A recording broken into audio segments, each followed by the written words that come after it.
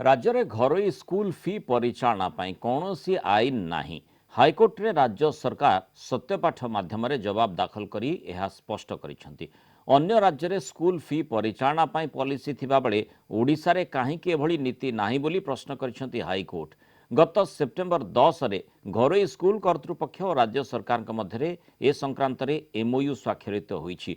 सेही एमओयू अनुजाई फी ह्रास निष्पत्ति नेबाकू मत दोहराइछंती राज्य सरकार। आसंता 7 तारिख में मामलार परवर्ती शुणाणी हेब। स्कूल फी ह्रास प्रसंग में हाईकोर्ट रे गत 23 तारिख में शुणाणी होइतिला। घरोई स्कूल उपरे कर्तृत्व अच्छी कि नाही और कोरोना पाई फी कमाजिबा नहीं राज्य सरकार मत कौन से संपर्क में सत्यपाठ माध्यम जनइबाकू निर्देश देइथिले हाईकोर्ट। राज्य सरकार गोटे रूल्स आनी गोटे रिजोल्यूशन आनी से स्पष्ट भाव में उल्लेख अच्छी राज्य सरकार ही होती आर कंट्रोलिंग अथॉरिटी प्राइवेट स्कूल मानक। सो एथुर आज ओहरी जाइछन राज्य सरकार जहाँ भी हो माननीय हाईकोर्ट जानिया चाहूँगी पंजाब सरकार हरियाणा सरकार बा दिल्ली सरकार गोटे लॉ आनी particularly reduction of fees in covid situation समय सो राज्य सरकार से भाया लॉ आने चाहूँगी कि सो माननीय हाईकोर्ट को जाना चाहिए।